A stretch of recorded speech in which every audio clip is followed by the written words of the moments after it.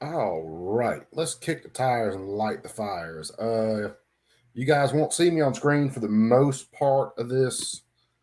I'm still working. I'm just playing this and streaming in the background as I do some other stuff um, that I've got to finish up today. So my my cute little face won't be on screen for a little while, but I will be in chat and I will be hanging out.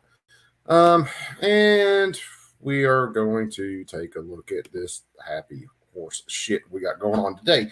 To give you guys a little warm up though, and I haven't watched this yet, let me share something because I just found it. And this was today over in the Senate.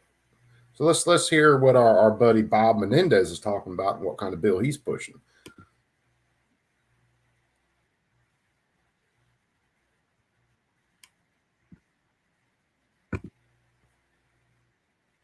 Yo, Chambered, what's up? Hey, you guys give me a 5x5 if you can hear this, okay? Let me make sure that it's freaking.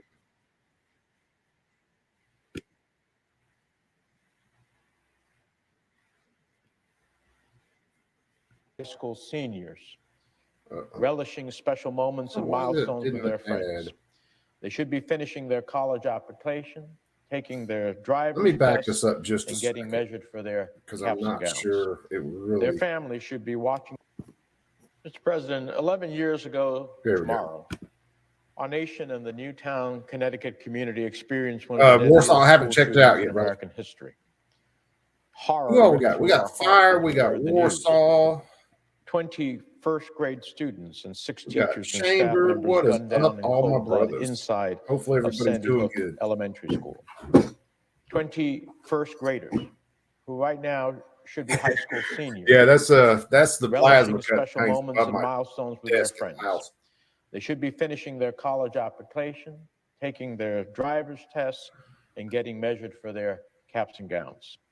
Their families should be watching them flourish as they become young adults, embarking on all the world has to offer.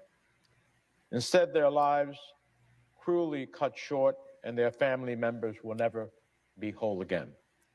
Adults who tried desperately to protect their students, albeit in vain, from the Goliath force of an AR-15 style gun. Hadn't started yet. 11 years ago, we grieved with families, we cried and we prayed. Other here, 11 years ago, we said, never again would we let this happen. Instead, it has happened again and again. Dang old Matt, what's up, my brother? And over. Parkland, Santa Fe, Michigan State, University of UNLV. Yeah, well, remember Menendez has one of his bills up Robb Elementary School, where 19 students, do everything mostly from banning and fourth graders and their 2 beloved teachers, were gunned down with an assault weapon last year, could not have been more reminiscent of Sandy Hook. The innocent lives wiped out in a spree of mindless violence. All of this happening again right before our very eyes, 10 years after Sandy Hook. This weekend in my home state, we just commemorated the 4th anniversary of an anti-Semitic shooting in Jersey City, where 2 hateful gunmen took the life of a Jersey City detective before they rampaged through the Jersey City kosher supermarket, taking 3 more innocent lives. Wasn't that 2 among the 5 weapons the shooters were armed with was an AR-15 style assault weapon. According to the Washington Post database, 2023 has seen more mass shootings, 39, than any year since 2006. He just said there's 39. Someone just said there's like 320 or more deaths. I wish Monterey, they could get their terminology straight. Nashville, Tennessee, El Paso, Texas, Lewiston, Maine. We are the only civilized nation on earth where innocent human beings are routinely murdered in mass shootings. Is this what it really means to be an American? It cannot be. I met last week with members of the Newtown Action Alliance, survivors of gun violence, who shared their heartbreaking stories of grief and trauma. Their message was simple. When will enough be enough? 11 years since Sandy Hook, and yet barely any progress has been made. Even Ethan's Law, a common sense bill I looks like they're saying co-sponsored, the Pledge of simply Allegiance requires in the safe other and hearing. As soon as reasonable they and get started, responsible I'll gun swap over storage, that since it's going to be is opposed and this was by this most congressional dumbass talked Republicans. earlier today. This should be a no-brainer. Tiffany Starr, a gun violence survivor in proud New Jerseyan, told me about how her father was killed in 1994 when her sister's abusive ex-boyfriend shot his way into their home looking for her. Their father pushed her sister out of the way and was shot himself, giving his wife and daughters just enough time to run and hide in a neighbor's house. She is now older than her father ever got the chance to be. Jackie Haggerty shared how she survived the Sandy Hook Elementary School shooting when she was only 7 years old. Now 18. Double the number from last year. We had an opportunity to discuss these statistics more in depth in our DC crime hearing in October. At a time when violent crime continues to plague the nation, women have exercised their Second Amendment rights to protect themselves in dangerous situations while waiting for law enforcement to respond. Female firearms ownership continues to grow in the United States. Women are turning to themselves to be their own first responders. That's the way it should be. It's important to point out that Black female firearms ownership is especially on the rise. In 2021, the National Shooting Sports Foundation reported an 87% increase in gun ownership among Black women. I commend these strong women and all strong women for stepping up to protect themselves and their families. And unfortunately, some of our colleagues across the aisle do not share these same views. President Biden has made it clear lawful firearms ownership will not be tolerated. We all saw just recently how a lawful firearms owner in Los Angeles had his concealed carry permit suspended after defending himself, his wife, and his 5-month-old from an armed attacker at their home. It is disgraceful that someone protecting their family would be punished in that way. The Biden administration's policies only target lawful firearms owners and do not prevent actual criminals from committing violent crimes. They fail to realize how more gun control only harms and impacts the vulnerable population. Sheila Jackson Lee's heading off the Democrats. I am so grateful for our witnesses. All four of the witnesses here have compelling life stories. I've read all of your essays. I look forward to hearing your testimony. Funny. We got Lucy McBath. We have Madeline come Dean, to us as mothers, survivors, business owners, teachers, Stephen authors, Cohen, and more. And Hank Johnson. I'm looking forward to your testimony. This hearing should be in make no mistake, I believe the Second Amendment is for everyone. And the title of today's hearing rings true. Second Amendment what's up, my brother? Empower women's rights. And with that, I will yield back, and I will yield to my friend from Georgia, Mr. Johnson, for an opening statement. Oh, God, Johnson's opening up? This is going to be comedy gold. Hold on, what happened to the second? I thank the chairman, and I welcome the witnesses today to testify before us. I will be reading the statement of the Honorable Congresswoman from Texas, Sheila Jackson Lee, who is the ranking member on this subcommittee, but she is occupied on the House floor with a very important matter that she is addressing, and she has asked that I appear in her stead. I'm a member of this subcommittee. The right to bear arms is ingrained in the fabric of our country's history. At the same time, we cannot ignore the pressing need for measures that promote public safety and prevent the devastating toll of gun violence. At this very moment, we find ourselves at a critical juncture where we must strike a balance between upholding the Second Amendment and enacting gun legislation that protects us all.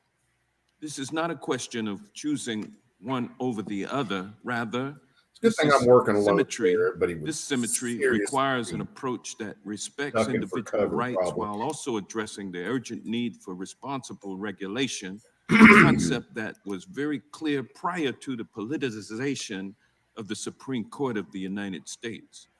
In the past, Congress has understood that gun legislation and regulation must be guided by the principles of public safety, and that we must implement measures to prevent gun violence, particularly in the context of domestic abuse. For obvious reasons, I have long been a strong proponent of women's empowerment.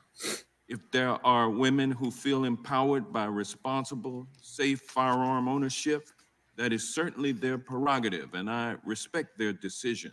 On the other hand, it is dangerous for this body to promote guns as a viable solution to domestic abuse, because both statistics and common sense show that the answer to the victimization of women This is motherfucker not with more no guns common and more sense violence. ran up on him. Not only are guns not the great equalizer, neither would damn. they do not increase women's safety, as proven by readily available statistics. Today, guns are the #1 weapon used in domestic violence killings in the U.S. According to the Jewish Women's International, approximately 970 women are killed annually in the United States by men with firearms. In stark contrast, the gun violence archive, the most complete record of gun use incidents in the country, reports an average of only 19 annual incidents of defensive gun use by women. Just having access to a firearm makes an abuser 5 times more likely to take their partner's life. Over the last decade, gun homicides by intimate partners jumped by 58%, and the pandemic was an especially lethal period for abuse victims. Gun homicides involving intimate partners rose a stunning 25% in 2020 compared with the previous year, to the highest level in almost 3 decades. In that year, women accounted for more than 2/3 of the victims shot and killed by intimate partners. And in 2021, researchers reported that more than 2/3 of recent mass shootings in the US involved perpetrators who killed partners or relatives or had a history of domestic violence abuse or had a history of domestic abuse. Because the connection between domestic violence, gun violence, and homicide is undeniable, we must insist on common sense measures that effectively reduce gun violence and keep guns out of the hands of domestic abusers and other dangerous people who should not have them. That is why we passed H.R. 1620, the Violence Against Women Reauthorization Act of 2021, in the House during the previous Congress, with just 29 Republicans breaking ranks and voting with us. Under my leadership, we made sure that our bill made important improvements to existing laws to address the growing and unmet needs of victims and survivors of domestic violence, dating violence, sexual assault, and stalking. While firearms are often used in intimate relationships to kill, they are also used to threaten and intimidate, as one of today's witnesses has described in her written testimony. In many cases, homicides, assaults with firearms, and shootings could be prevented if abusers were prohibited from having firearms. For many years, federal law allowed certain abusive dating partners to continue possessing firearms under federal law when a similarly situated spouse or co-parent or guardian could not, commonly referred to as the boyfriend loophole.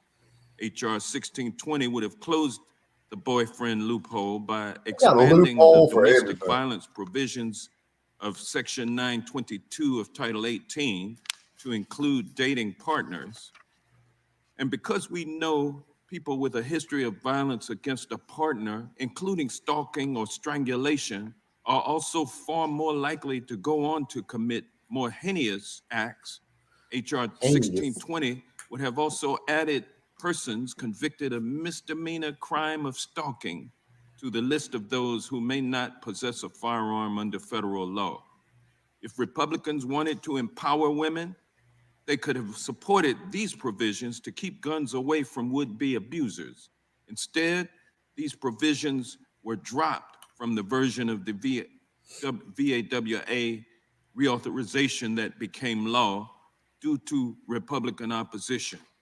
Nevertheless, after nearly 3 decades of inaction and passage of the reauthorization, Congress listened to the American people, chose to act, and passed sensible gun safety legislation.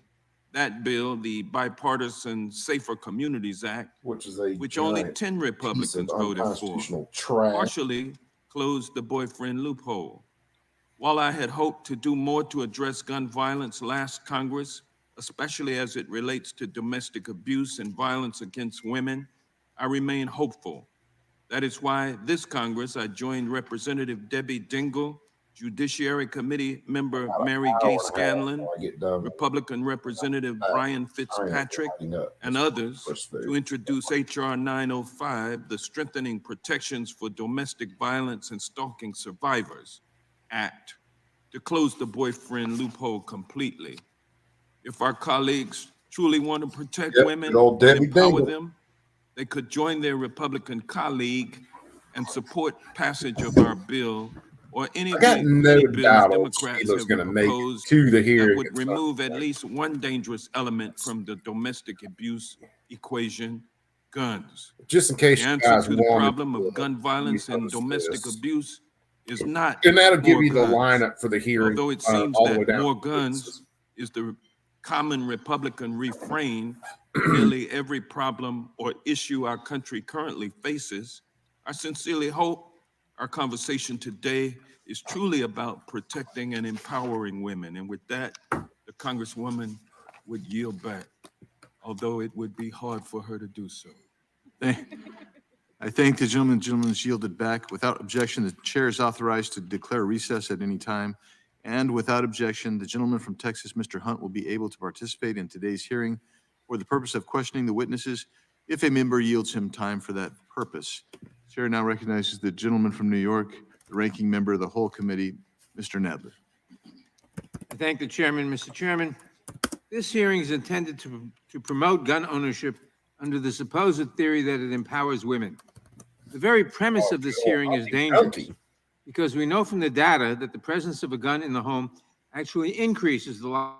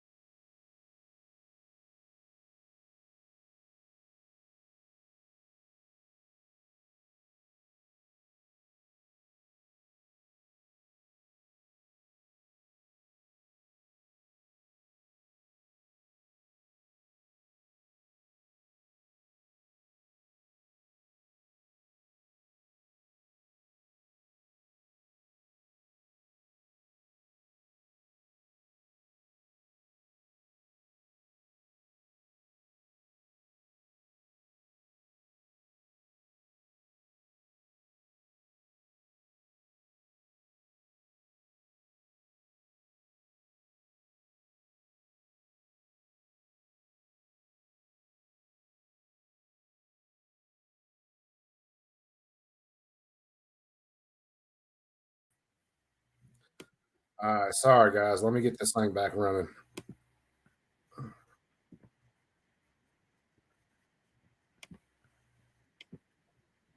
increases the risk of an accidental injury or death to everyone in the home, including we children. should be back 5 by 5. So long as they are not legally prohibited, individuals have a right to own a firearm, but they should do so with full knowledge of these risks.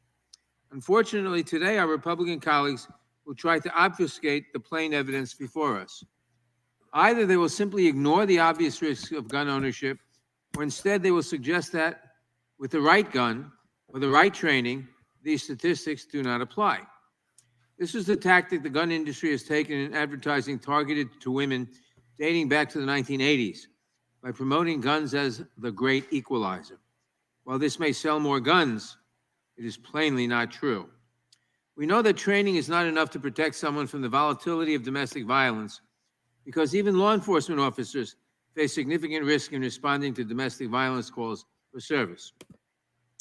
A study of law enforcement fatalities that was conducted in partnership with the National Law Enforcement Officers Memorial Fund found that calls related to domestic disputes and domestic-related incidents represent the highest number of fatal types of calls for service, and were also the underlying cause of law yeah, Barton, there's enforcement going to be a fatalities hell of a lot for of several BS other in this hearing calls today. for So, service. yeah. What domestic violence Wired victims tight, need 'cause damn. is not more guns or more training. It's more support from the many people and systems that should protect them and help them to safety well before they consider resorting to firing a gun. Law enforcement, social workers, behavioral health experts, and every member of Congress have responsibility to protect women and all people from gun violence. But Republicans have repeatedly failed to exercise that responsibility to keep us all safer. Last Congress, the overwhelming majority of Republicans opposed numerous bills that would save lives while respecting the rights of responsible gun owners, including the Bipartisan Background Checks Act and the Protecting Our Kids Act. They also opposed the Bipartisan Safer Communities Act, which became law over their objection. Republicans have also had every opportunity to empower women through other legislation. But every time Democrats offered them the chance to do so, the answer from Republicans was a resounding no. Well, yeah, For example, all the numbers. The overwhelming majority of Republicans opposed the Women's Health Protection Act to empower women in their reproductive care. There's no way they They can overwhelmingly opposed the resolution basis to extend the deadline for ratification of the Equal Rights win the Amendment. argument. And notably for this hearing, they overwhelmingly opposed the Violence Against Women Reauthorization Act of 2021, which would have closed the boyfriend loophole by prohibiting those convicted of stalking or abusing a dating partner from obtaining a firearm. In voting against this legislation, Republicans valued the right to access a gun above the very safety of those facing violence from convicted abusers. Time and again, Republicans, their allies, and their radical judicial appointees have also used the courts to prioritize access to firearms over women's safety. To give you an idea of how extreme their agenda is, the Supreme Court is currently considering United States versus Rahimi, a case challenging the law that prohibits possession of firearms by those who are subject to domestic violence restraining orders. Yes, because this challenge grows out of the Supreme Court's decision to upend decades of Second Amendment jurisprudence in New York State Rifle and Pistol Association versus Bruin, which established a backward-looking test for gun safety laws. Excuse me. Under this new test, a gun law can be upheld only if there was some similar law in effect more than 2 centuries ago, in 1791. Yes. When the Second Amendment was ratified, or in 1868, when the 14th Amendment was ratified. Because these were times when women did not have the right to vote, contract, when domestic abuse was not illegal or even frowned upon, and when women were legally treated as property. In applying this framework in Rahimi, this is a guy Republicans and their allies are asking the Supreme Court to turn back centuries of progress and to give dangerous abusers the right to access a firearm. Fucking combustion. Nearly 1 million women in the United States alive today report being shot or shot at by an intimate partner, and 70 women are shot and killed by a partner every month. Many more are threatened with a firearm or are injured but survive, like our witness, Ms. Glenn. Women don't need more guns. They need better laws. Laws that respect their autonomy, that promote the safety of all our communities, and that help them escape abuse if they encounter it. No one should have to face the situations that Ms. Solomon, Ms. Watrell, and Ms. Glenn experienced. For safety. I thank all of you for coming here today to tell your stories. We should focus our efforts on keeping guns out of the hands of abusers and on preventing domestic abuse from occurring in the first place. Only then can we truly empower women. I look forward to hearing from our witnesses. I yield back the balance of my time. There's a difference. I thank the gentleman. Without objection, all other opening statements will be included in the record. And I will now introduce today's witnesses. We'll begin with Ms. Alcazar. Ms. Alcazar is one of the leading firearms instructors for the United States Concealed Carry Association. Sam, what's up? Certified training counselor, chief range safety officer, and instructor. She's also the author of several books and publications about firearms, including firearm safety. Ms. Janita Solomon is a federal firearms licensee and the proprietor of Redstone Firearms in Burbank, California. She's a member and former director of internal communications for the National African American Gun Association. Oh, Warsaw, they're not forgetting that. Is the Florida State Director for Women for Gun Rights, a pro-Second Amendment organization. She is a survivor of domestic violence and the author of Heels to Holster, a memoir about her experience in an abusive relationship. Ms. Yeah, I Ruth hear Glenn. that, Sam. Ms. Glenn is the president of Survivor Justice Action, an organization that works to end domestic violence in the United States. She is a survivor of domestic violence and the author of Everything I Never Dreamed, a memoir about her experience with domestic violence. We welcome all of you today, and we're grateful that you're here. We'll begin by swearing you in. Would you please each rise and raise your right hand? Do you swear or affirm under penalty of perjury that the testimony you are about to give is true and correct to the best of your knowledge, information, and belief, so help you God?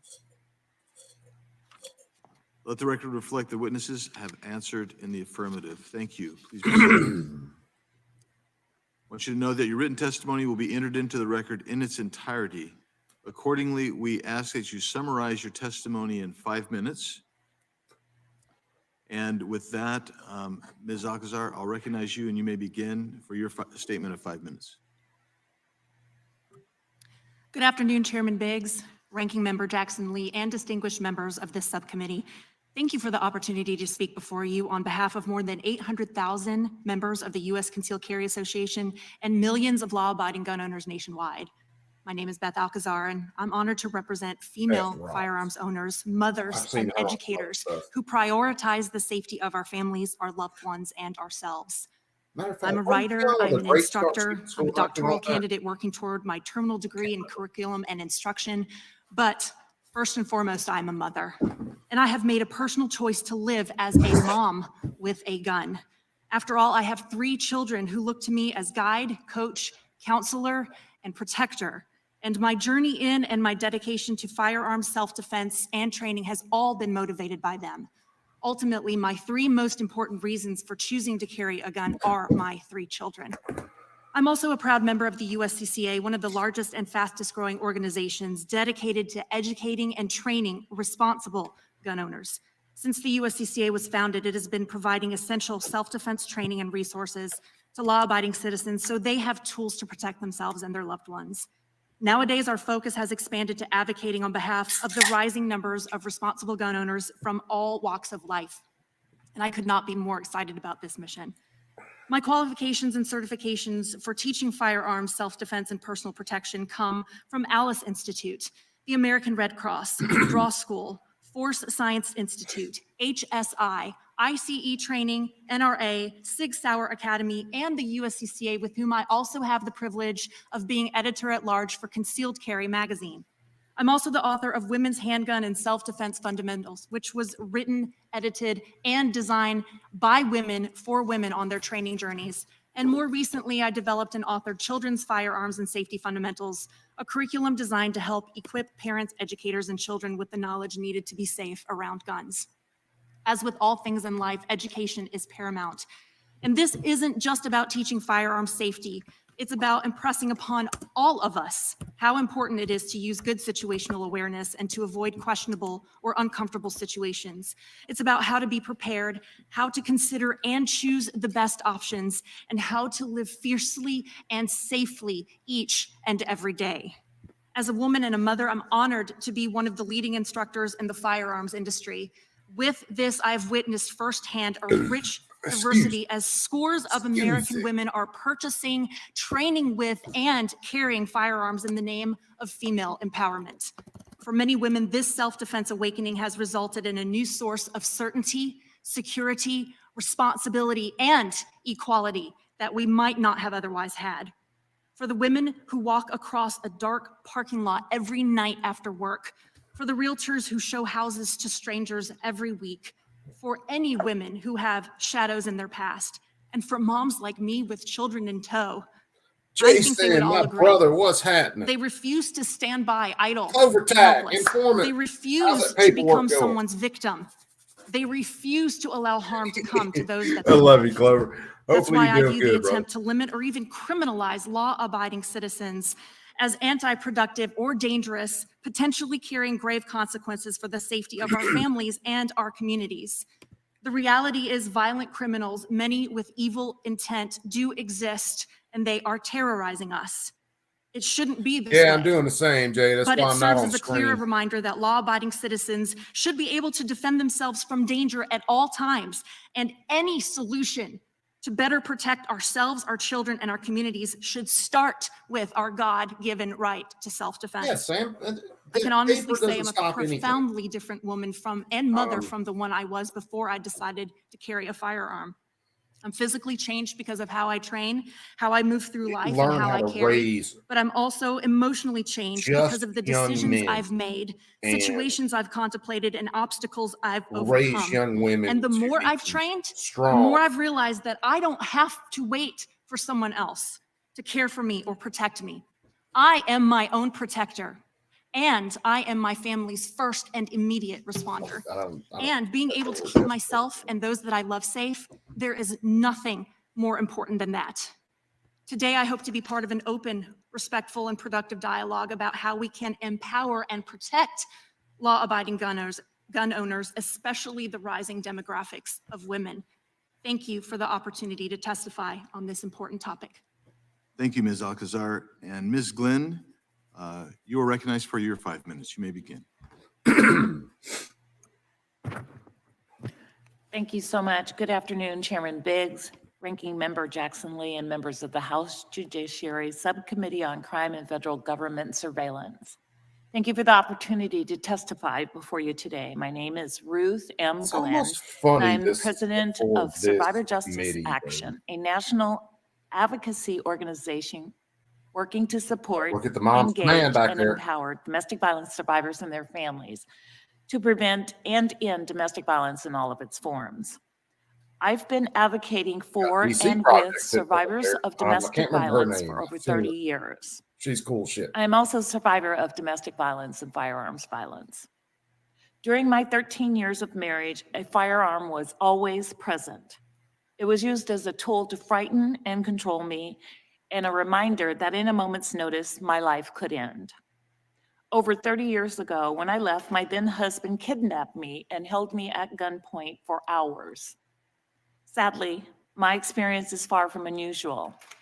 In our country, almost 1 in 5 women experience firearm threats from an abusive, intimate partner.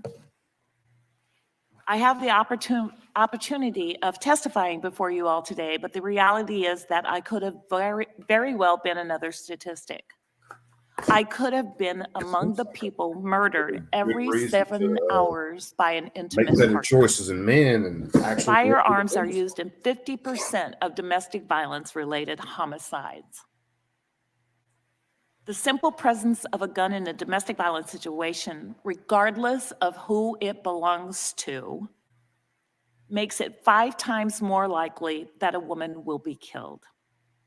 After the kidnapping, my then husband found me and shot me 3 times.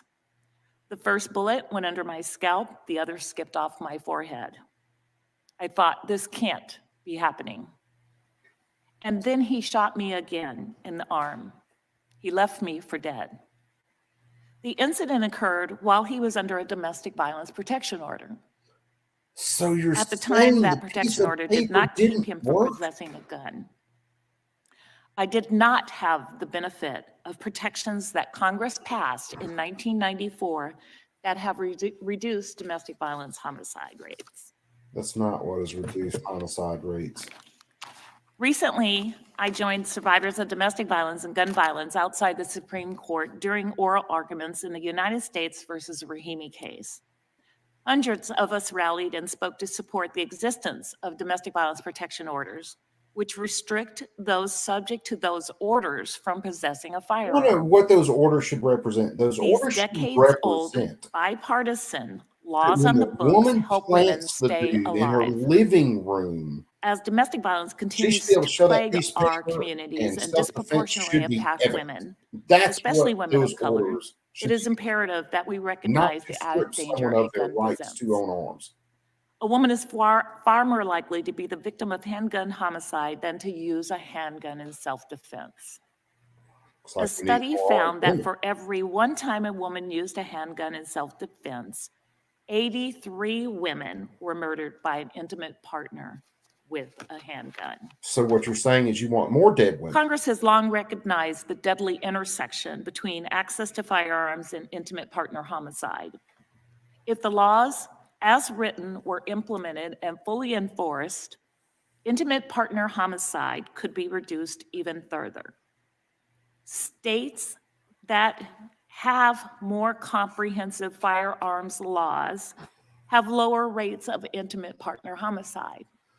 No. Congress can further invest in our country's efforts to end domestic violence in our lifetime by fully closing the dating and stalking loopholes, investing and funding ATF to enforce existing removal laws, funding research on intimate partner homicide and, violence, solve all and then your issues with implementing research right there. universal background checks. Pick better men. Every survivor's story and path to safety is different. To the other witnesses on this panel, thank you so much for sharing your stories. For me, the presence of a gun tormented me and my son for many years until it nearly claimed my life. Today, the traumatic experience continues to impact me, my son, and my community. The data overwhelmingly shows that the presence of a firearm significantly increases the chances that a victim of domestic violence. And that's such a fucking useless line. It's just not even funny anymore. Thank you again for the opportunity to testify, and I look forward to your If I put water in my bathtub Ms. and I Glenn. go play in it, I increase And my now, chances Ms. of drowning. Wottrell, you may begin I your get 5 pool, I minutes. increase my chances of drowning. Thank you, Congressman Biggs, Ranking Member Congresswoman Jackson Lee, and committee members for the opportunity to appear before you I today guarantee to you, share Corey my Bush will personal talk story. about her gangster fucking The boyfriend. following quote by an unknown author sums up my journey Sister Vanessa, and has what's brought up? me here today. One day you will tell your story of how you overcame what you went through, and it will be someone else's survival guide. For 35 years, I was your average female who worked hard to become a successful businesswoman. Growing up, we did not have guns, and I was neither for nor against them. I built a career and a life I was proud of. Safety was never an issue for me because I thought it would never happen to me. One of the most common Then a man who said he loved me turned violent. Is a kitchen knife. He kidnapped me and held me and tortured me for 15 hours. I thought I was going to die that day. When he brought out a gun and set it on the bed, I saw it as my way to freedom. I could get to it, I could defend myself, or the shot could be heard by the neighbors and they'd call the police. Yep, Sam. I lunged for it. I pressed that trigger, but all I heard is my screams. The gun did not go off.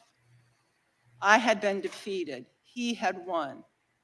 Now, I survived the beating, the biting, the whiplash from being thrown around by my hair, and afterward, the restraining order I got did not stop him from stalking me or contacting me. The gated community I moved into, that did not stop him from gaining access and knowing exactly where I lived. He became desperate and wanted to kill me. Thank God his plans to end my life were not successful. I started to mend physically, and it became apparent I was still not safe. The mental anguish I felt remained. Physical wounds of domestic violence eventually heal. The invisible scars and never-ending threats, which can only be felt by victims, control their lives. For me, I escaped being a prisoner of his house, but I was still a hostage of fear. I was terrified to leave my house and afraid to live my life. This is what started my journey to firearms ownership. I walked into my first class scared, intimidated, and confused, and I left with newfound feelings of courage, strength, and confidence. I realized I could protect myself. I could be my own first responder. In other words, Millions of women are trying to reclaim their lives after living through terrorizing times like mine. We need to help domestic violence victims, encourage them to prepare to defend themselves. Stop telling them they are not capable of handling a firearm. Stop scaring them with skewed statistics that only demoralizes them. Fund programs that offer training and arm these women. Above all, our right to defend ourselves with our firearm. We recently witnessed citizens in Israel getting murdered in their homes. The Israeli government reacted by scrambling to arm their citizens. Why should it take an invasion or chancing another woman being abused or killed before our government does the same? The American people see the violence. They see the police being undermined and defunded by the same people pushing for gun control. They see the criminal justice system being lenient and almost sanctioning violence. They are realizing no one is coming to save them. They have been buying firearms at a record pace over the past 2 years. Gun control policies like red flag laws, gun-free zones, and safe storage are not keeping people safe, and people want to be able to protect themselves and those they love. The difference between a safe sense of security and real security for me is my firearm. Help me and countless other women like me have the opportunity to protect themselves. The Second Amendment is vital to me. It made a difference in my life and how I live each day. We need to help the victims of domestic violence and preserve our Second Amendment for future generations. We need to stop penalizing responsible Americans and punish the killers and criminals that are making our communities dangerous. I am honored and thankful to be here representing millions of female gun owners and the organization Women for Gun Rights, where I serve as the Florida State Director. Thank you. Thank you, Ms. Wottrell. And now, Ms. Solomon, you are recognized to give your 5-minute statement. First, thank you, Chairman Biggs and Ranking Member Ms. Jackson Lee, and the honorable members of the subcommittee. My name is Geneva Solomon, and I'm deeply honored to testify before you today. My journey from victim to survivor to advocate has led me to this moment today, where I am compelled to share my story and advocate for empowering women through responsible firearm ownership. Imagine a childhood marked by emotional and verbal abuse, a place where your spirit is constantly torn down and your self-worth is diminished. And then you fast forward to a time when you've taken and broken free from that toxic childhood, earned a college degree, secured a great paying job, celebrated parenthood, and found love in a marriage. Yet you find yourself trapped inside your own home, forced to endure relentless verbal abuse, physical assaults, and unspeakable amounts of violence, all while holding your precious toddler in your arms. This harrowing ordeal is not a mere nightmare, it's a soul-crushing, demonizing reality that countless women endure, and I'm no exception. Ever have to go through. As a Black woman, this is not a matter of imagination, it was my lived experience. After summoning the courage to end my first marriage, those threats escalated, and I realized that I had to become my own first responder. I was responsible for my safety and that of my child. With no prior knowledge of firearms, I embarked on a journey to explore firearm ownership as a means of self-protection. Despite my experienced trauma throughout my life and that journey at that time, my determination led me to research and educate myself on firearm ownership and ultimately becoming a registered firearm owner. Today, I proudly co-own Redstone Firearms in Burbank, California, which is the first Black-owned brick-and-mortar firearms store in California. Gun ownership not only armed me with a physical tool, but it also gave me a profound sense of empowerment. It turned me into a woman who once was cowered in fear to someone who now stands tall, even in the face of adversity. In my role as a firearms store owner and educator, I've met countless women with stories like and more hectic than mine. And through education and proper training, they too discovered their inner strength and realized that firearms, when handled responsibly, can be a tool of empowerment. When my current husband and I first started operating our FFL, we noticed the glaring gaps within the firearms world, especially among Black women. To address this, I created an educational program to introduce responsible firearm ownership to any beginner who sought to approach firearm ownership from an educational perspective. This initiative has empowered thousands, if not tens of thousands, across California, emphasizing that no one is coming to save you. The reality is there's a thirst for knowledge and empowerment, and it's happening in California big time. Redstone Firearms continues to educate those in Los Angeles and beyond on responsible firearm ownership and advocates for concealed carry rights in California. Through this passion, I have established a One of the reasons nonprofit California organization is that trying to also attack focuses on firearms women trainers and like other avenues of domestic violence like education, counseling, clothing, shelter, and safe spaces. However, despite these positive efforts, I stand before you today to express my grievances with continued gun control laws that are being proposed and even enacted into California. These rules disproportionately affect women, particularly Black women, and will cost lives. In this opening today, I want to address a few perspectives. In California, regardless of the reason, a person must wait 10 days to obtain their firearm when done legally. Imagine having to wait 10 days while in fear of your life, wondering if the next moment will be your last. And if the normal background checks takes 10 days, and that's if it runs perfectly, but if it doesn't, it could take up to 30 days. There's also a statewide concealed carry issuance. There's no statewide standard for concealed carry issuance. In California, it allows each county to determine how that process will flow. So you can find in more conservative areas that it can take 45 to 60 days. However, in liberal counties, it can take up to 2 years. And this is after completing your educational requirement and paying all of those extreme fees. The cost of guns in California are far more expensive, and recently our governor enacted the sin tax. Who does that affect? Black women?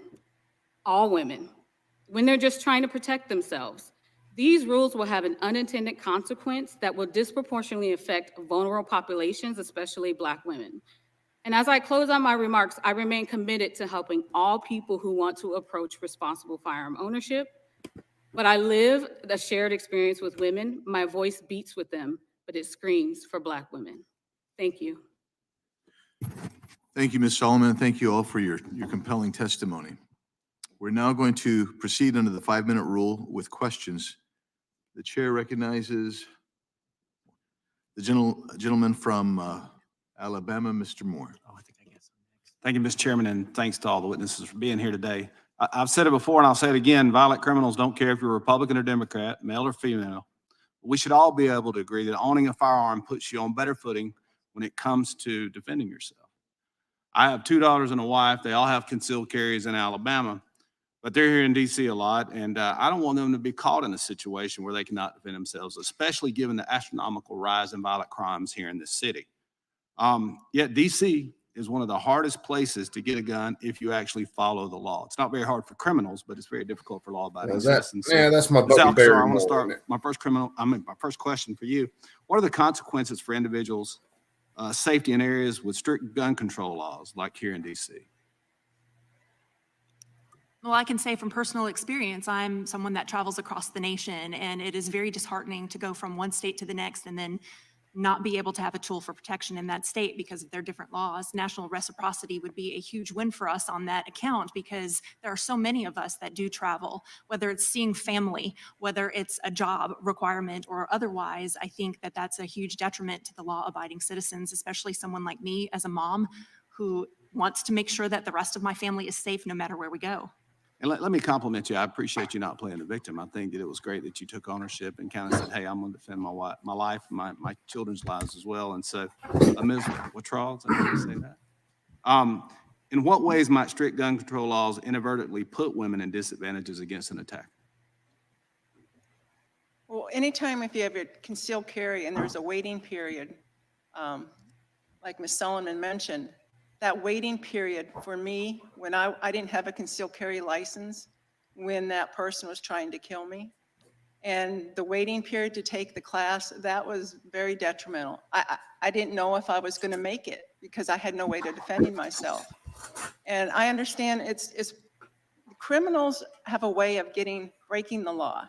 That my abuser was going to do the ultimate. He wanted to kill me. He actually was trying to buy plastic explosives, which are illegal, and I had no way to defend myself. I didn't have a concealed carry weapons license. I lived each day wondering if that would be my last day.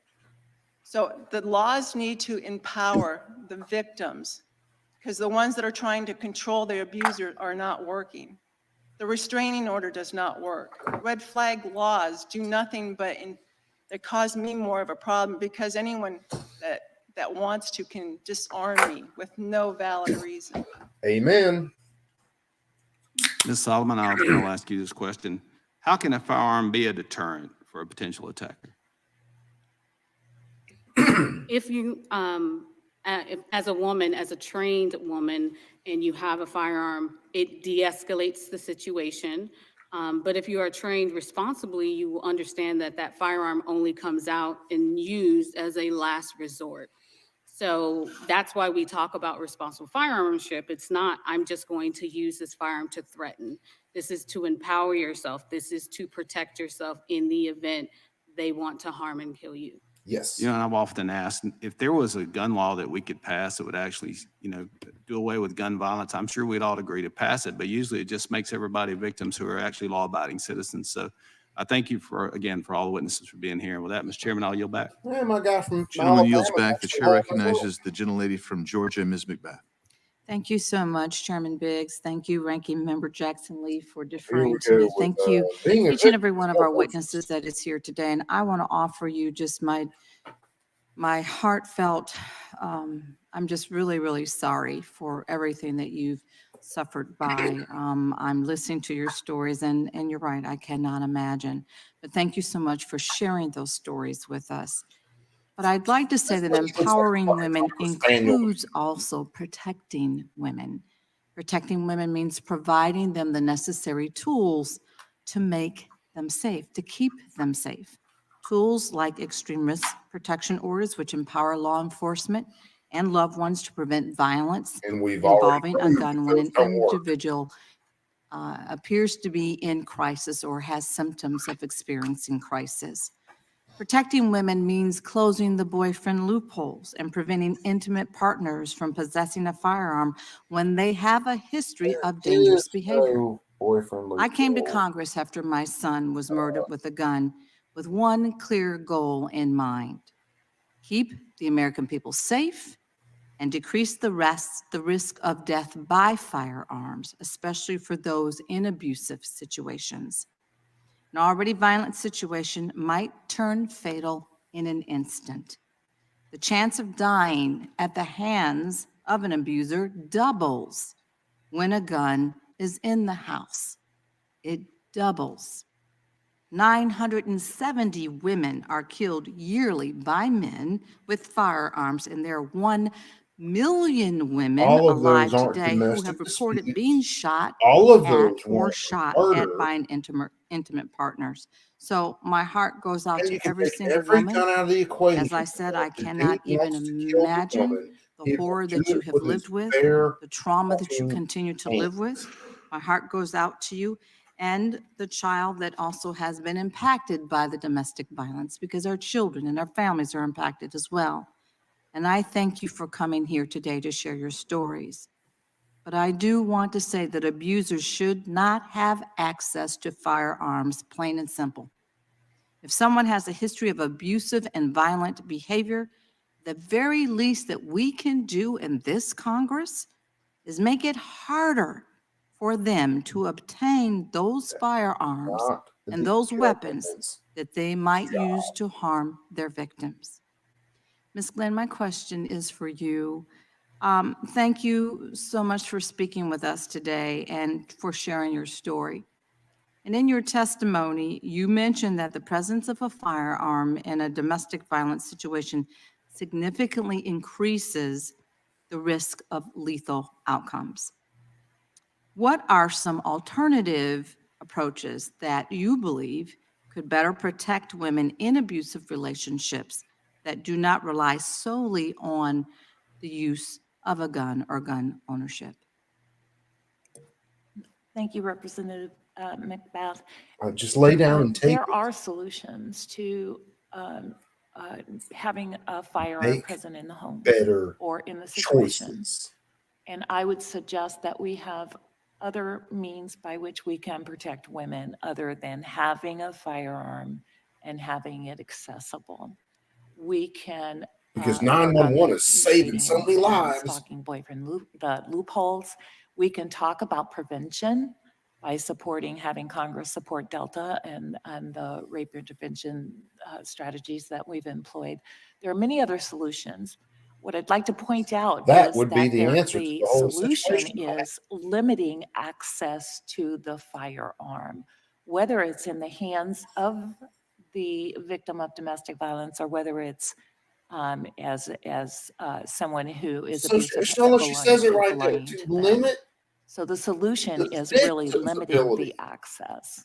to access a Well, firearm. thank you very much. And we've had before She our just- crime she just subcommittee, said in that. many individuals that have suffered from atrocious abuses by violence. And so I want to thank the ranking member. I'd like to thank the chair for this hearing today. And I am committed to, as many of my colleagues, trying to make sure that we are passing policy that protects and supports all human life. And I yield back.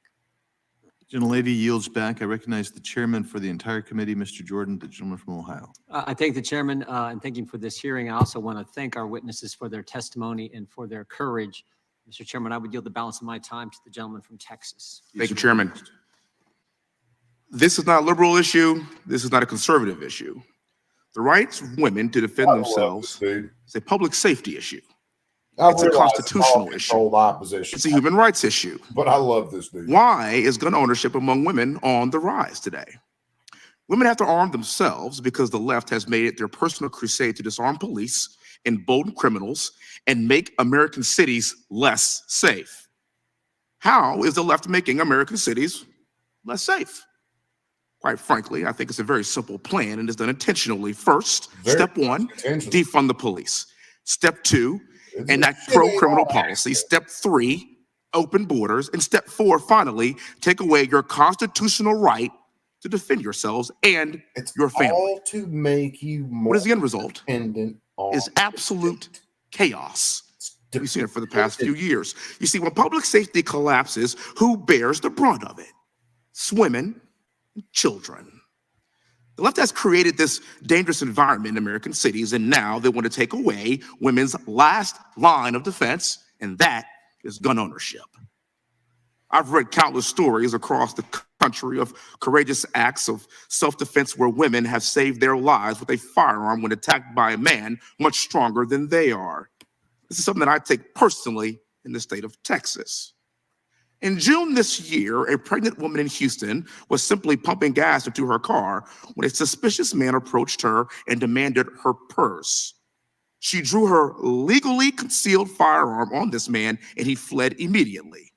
You see, the gun is the great equalizer against dangerous predators and oftentimes the last line of defense for women when it comes to protecting themselves and their children. This story would have ended much differently in DC and other Democrat-run cities. You see, in liberal cities, only criminals have guns because the left is too busy disarming law-abiding citizens like yourselves. Let's recap this. The past few years, the left has focused on defunding the police, passing pro-criminal policies, opening the border, and taking away your constitutional rights to bear arms. Ms. Solomon, thank you for being here, ma'am. You're absolutely wonderful. You're probably aware that there's been an 87% increase in gun ownership amongst Black women. Black women are the fastest growing groups of gun owners in the entire country. She fires. And no wonder why. Come on in here. Because many of these Black women live in Democrat-run cities with liberal policies. Keep spreading the word. There are people like you, ma'am, who have every right to purchase and own a firearm for your own defense. You women have also described your issues with domestic violence. I'm so sorry to hear that. I have a 4-year-old daughter and a 3-year-old daughter at my home. We are armed at my home, and they will learn how to responsibly carry firearms to prevent this from happening to them at some point in the future. It's devastating. We've got to put an end to it, but not by disarming you. Ms. Solomon, unfortunately, man, I've got some bad news for you. You see, your gun shop happens to be located in the People's Republic of California. And your governor and your state legislature are probably not big fans of people like you. If you don't mind, ma'am, could you please discuss with me some of the radical gun control laws that California has enacted to hurt your business? Absolutely, thank you. I wanted to get to that in my opening statement. He's damn right about that. California had a big win when the Supreme Court allowed and opened Oh yeah, up Matt, dude, concealed I carry in love the way this California. dude speaks. Before, it was very I subjective need and to not do a objective. It was a comparison matter video of between knowing this that dude counties and fucking Hakeem particular, Jeffries, you because had to be in Hakeem that person's Jeffries pocket, so to looks like speak, a or have a fucking friendship. Muppet. And A so Jim it was Henson a just creation cause. It wasn't if you whenever he's passed the talking. background check. And we found that those in liberal counties Cadence is could off. never get a Hand concealed carry movements are weapons permit. off. But those in conservative So counties, forced. sure. And then you have to look at who lives there, who lives in Orange County, and then who lives in Los Angeles County. Then you have your 10-day waiting period. Okay, well, yes, there is a restraining order that can be issued in 24 hours, but what about that woman who went and bought a firearm and has to now wait 9 more days? Or a sin tax. When a woman is just moving away, she might have to flee with nothing. And so California already has the highest cost of a firearm in the nation, and now you want to go and add in a 20% tax. One last question before I run out of time, real quick. How many people are purchasing guns that look like you and me? 87% more. You got it. Man, thank you all so much for being here. God bless y'all, and I really appreciate it. Yeah, you'll bet the rest of my time. Gentleman yields back. Chair recognizes the ranking member of the entire committee, Mr. Nadler. Thank you, Mr. Chairman. Ms. Glenn, you are here to share your personal story and on behalf of your organization, Survivor Justice Action, which works with thousands of survivors of domestic violence and their families. You previously served as the president of the National Coalition Against Domestic Violence. Based on your many years working with survivors, what do they need from Congress or others to get to safety, remain safe, and heal from their experience? Make Thank the you, Representative family great Nadler. again. I would suggest that they need not to be in the presence of a firearm.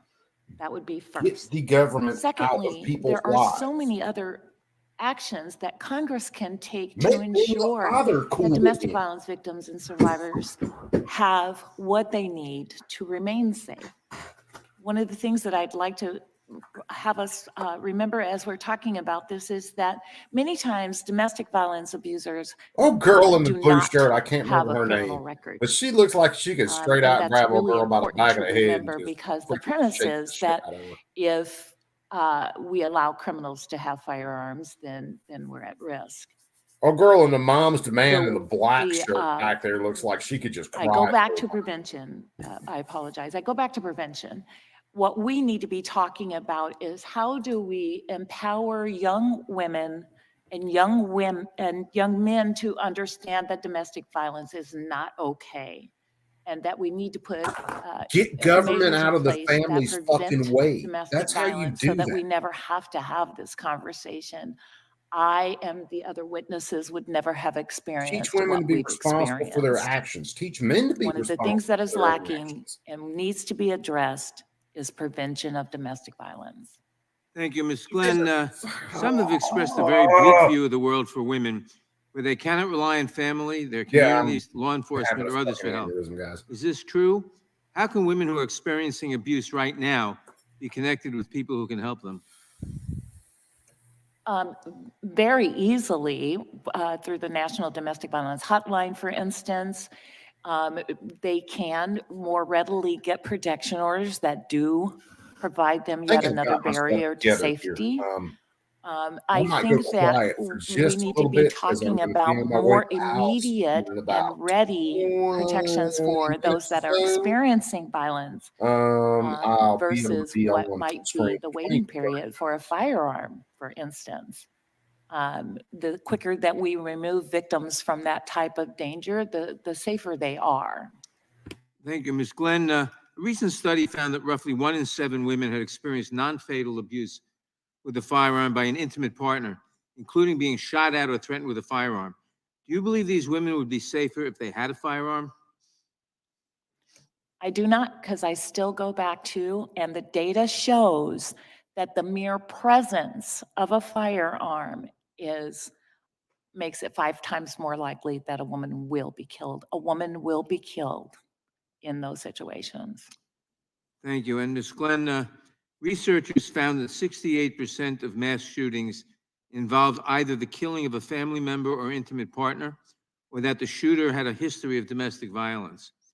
How do domestic violence restraining orders promote the safety of those experiencing abuse, as well as promote public safety? I would suggest that the piece of paper itself is not the protection. Absolutely. I could attest to many survivors who've been informed by their abusive person that it's a piece of paper. What I would suggest is that the protection order allows for the documentation of that abuse and ensures that, for instance, if the survivor is seeking out other types of safety, that they have the protection order as a document that shows that there's been that abuse. Thank you. I yield back. Gentleman yields back. Chair recognizes the gentleman from Texas, Mr. Nelson. Thank you, Mr. Chair. Thank you, ladies, for being here. For those watching at home, I want to be clear what this is about. Joe Biden wants to take your guns. He does. He wants to infringe on your Second Amendment rights.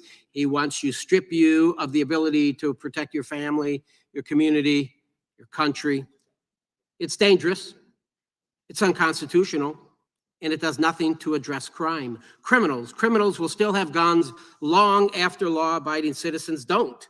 I'd like to turn your attention to an incident that happened in June near my district in Houston. Play the clip. This was what Mr. Hunt was referencing. We don't have audio, but you see this knucklehead here, and he's in the gray truck, and he gets up there, and he obviously has a pistol. There's a pregnant woman standing there with her husband. This guy gets a little bit bold. Look at it, he points the gun. He's going to try to rob them. Goes across, he approaches them, pistol whips the man, the husband, and the woman gets out and she shoots him, pulls out her pistol.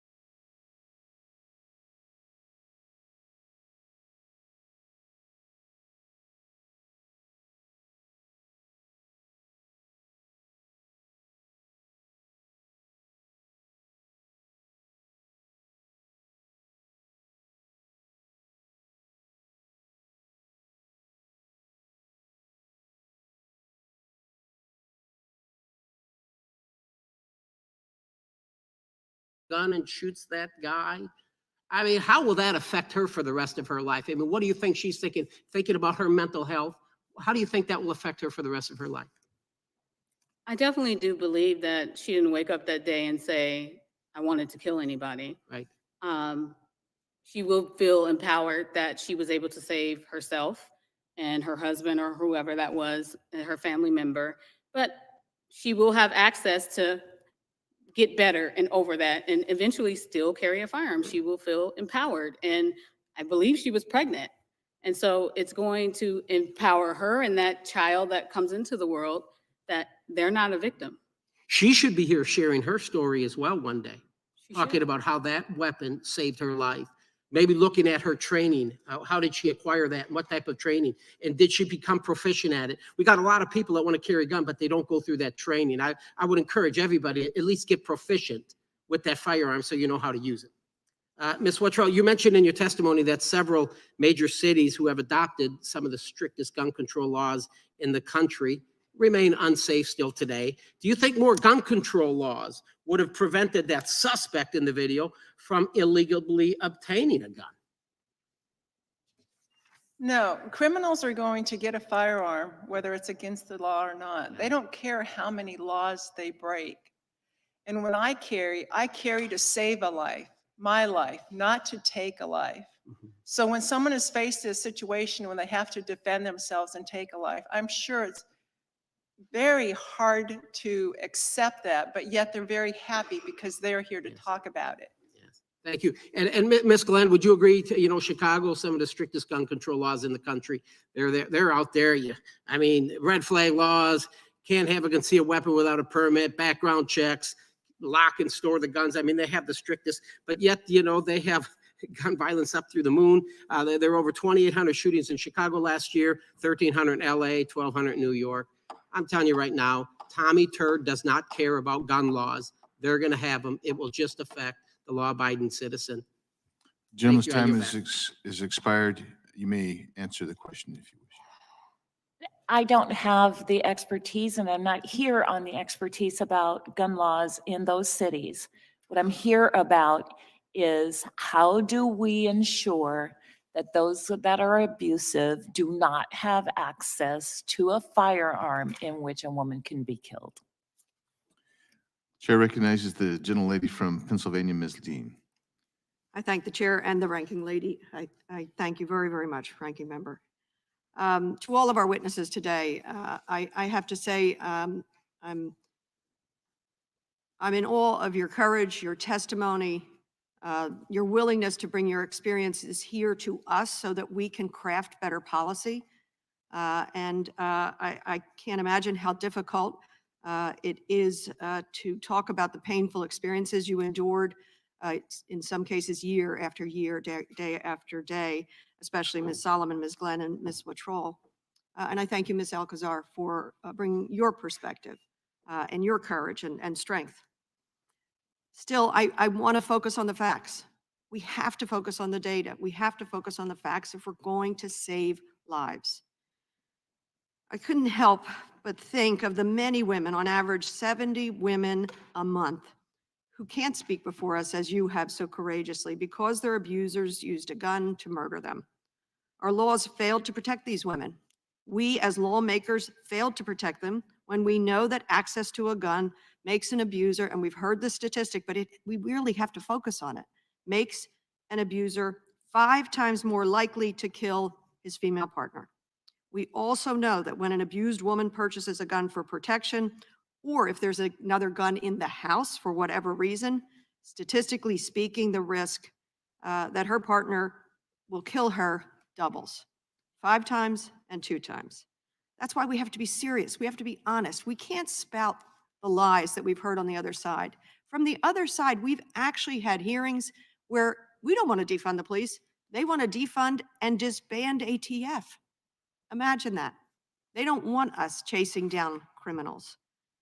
So we can't turn away from these alarming facts. Ms. Glenn, as a survivor yourself, what does the premise, and you talked about actually going out before the Supreme Court, what does the premise of Rahimi case mean to you? In other words, that a man, the holding is, that a man subject to a domestic violence restraining order should nevertheless be able to own a gun. What does that mean to you? Thank you so much for that question. The premise being that if I'm a survivor or victim of domestic violence and I am expected that I expect that a domestic violence protection order is going to protect me, how come I'm not protected from the very thing that will cause me harm, which is the firearm? Well said. It's very, very troubling. The access that that abusive person may have to that firearm, even if I'm under protection order, is removed. Well said. Ms. Solomon, again, thank you for your courage to defend yourself and your child. I cannot imagine what you have gone through and how that really inspired in you to be different, to start a business in the same area. And I really honor the way you keep talking about responsible gun ownership. That is what we want in this country. We don't want to take everybody's gun away, but we want responsible gun ownership, and we want those who shouldn't possess a gun not to possess it. I will talk about your business for just a moment. I was concerned to learn that your business received Demand 2 letters from the ATF 2 years in a row, I believe, both in 2022 and in 2023. For those who don't know, Demand 2 is a program, a requirement under the Department of Justice ATF that helps local and state law enforcement trace crime guns. Currently, gun dealers are added to the program if they have had 25 or more guns traced to their dealership with a time to crime. I know you're familiar with this, which is the period between the initial sale of the gun and the recovery of the crime of 3 years or less.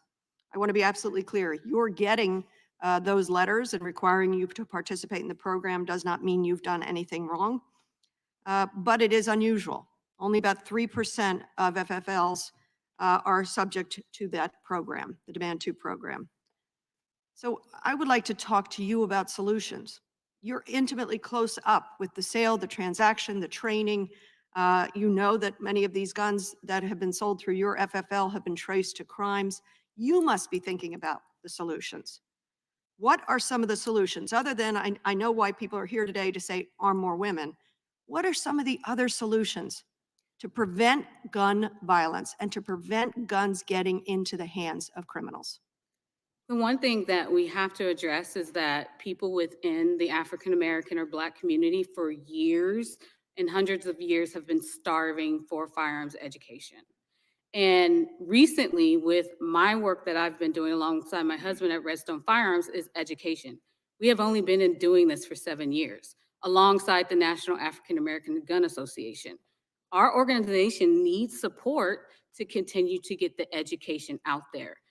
Because approaching firearm ownership from an uneducated perspective, when we have been starved of that education, you're going to end up with things like that. And so we are teaching the education and we support it. Our mission is to consult, educate, and train. Let me ask you about. I'm sorry, your time has expired. Oh, I apologize. I didn't realize it. I apologize. Thank you, no problem. The chair now recognizes the gentlelady from Florida, Ms. Dean. Ms. Lee, sorry, I apologize. Thank you, Mr. Chairman. And thank you to each of the brave women here today representing your stories to help inform us as a committee and also to empower other women. I will always fight to protect the constitutional rights of law-abiding gun owners and women who are trained how to properly own and safely shoot a firearm are not just gaining a tactical skill. A woman with a firearm who's trained and understands how to use it has a line of defense against a home invader, a dangerous partner, or just any random act of violence. And as we have seen from our victims of violent crime hearings here in the Judiciary Committee, cities like Chicago, New York, and even Washington, D.C. are facing rampant, rising violent crime rates. So it is as important as ever for us all to be empowered and to be prepared. Women across the nation have the ability to defend themselves, their children, and their families. When we empower women and self-defense, we all benefit.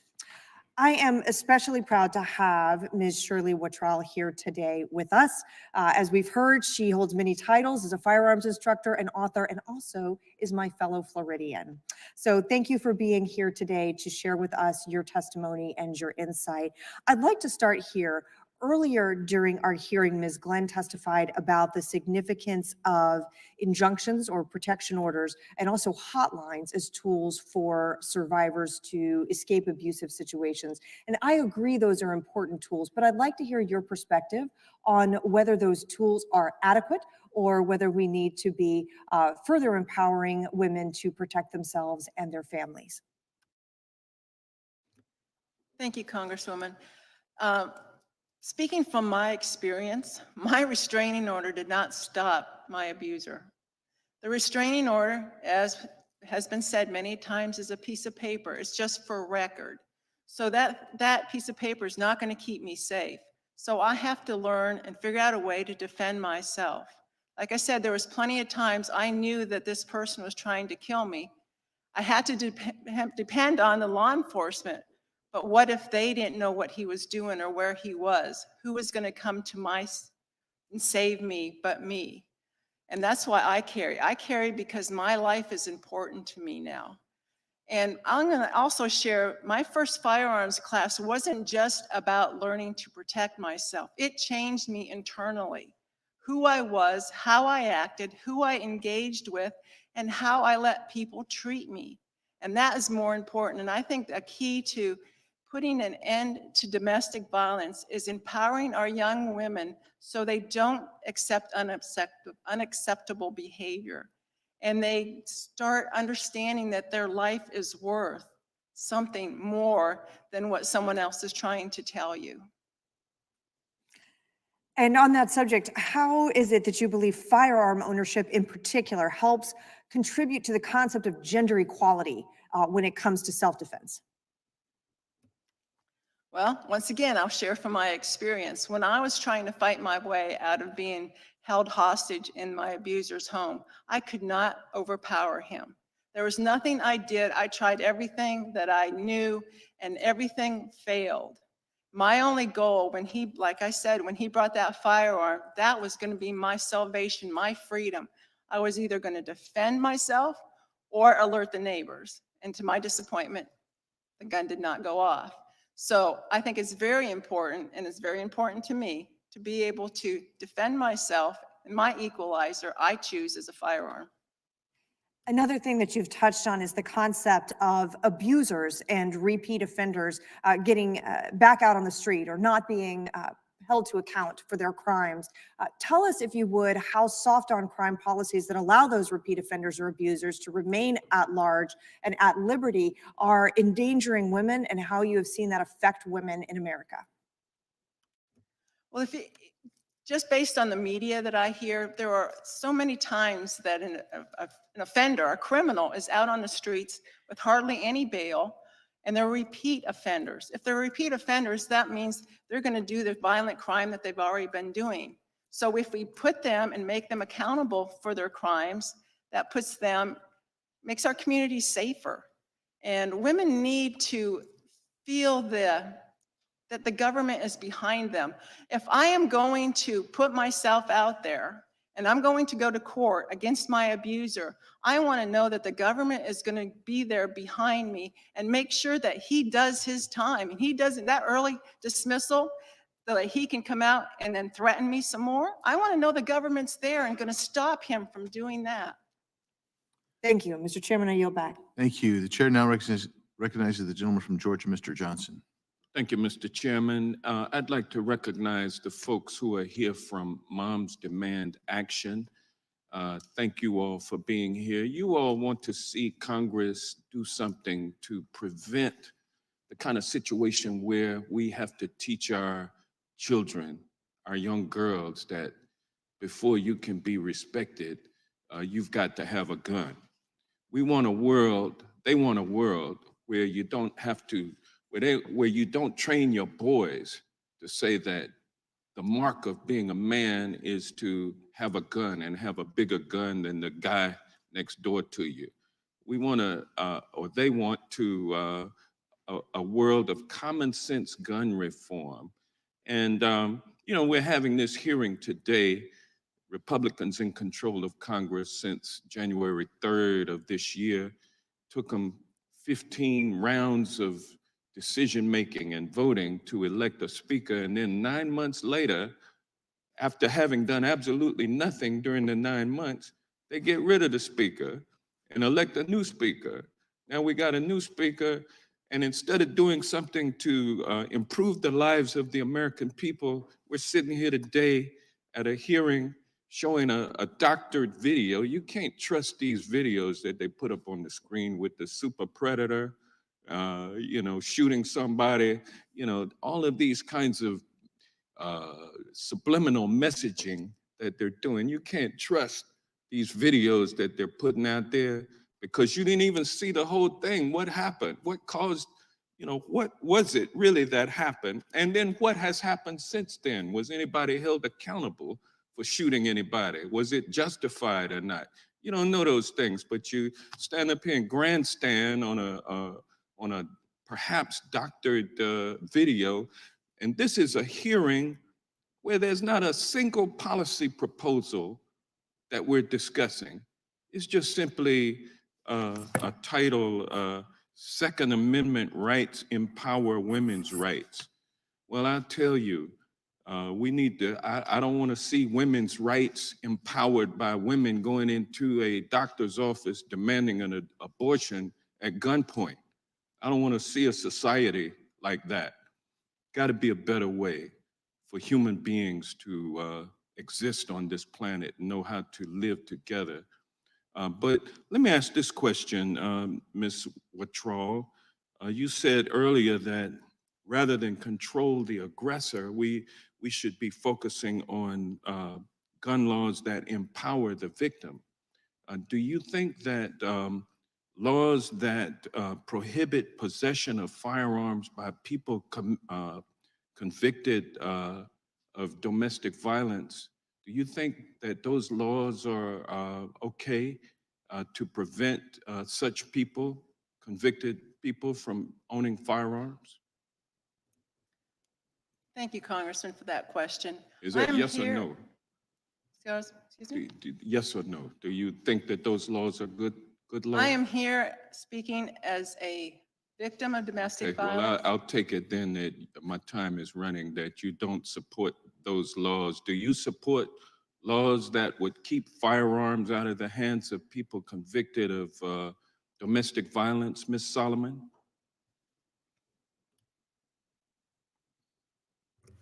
I am here to talk about empowering women. So you're not going to answer the question either? How about you, Ms. Alcazar? You I would support agree. those laws? I would agree with my fellow witnesses that we're here to talk about empowering women. Okay. And all instead right. of talking Well, about the don't you things think that we can it take away empowers from women, when to take away, when people who have been convicted of domestic violence are not allowed to own firearms? Doesn't that help? I think it Female? empowers women. The definition of empowerment is what we all need to focus on right Let me here, ask- right now, let me ask because this empowering is question. not Let me taking ask this away. question of Ms. Empowering is Glenn, giving because Ms. to and Alcazar, you're not providing answering my information and question, providing and I education. control my time.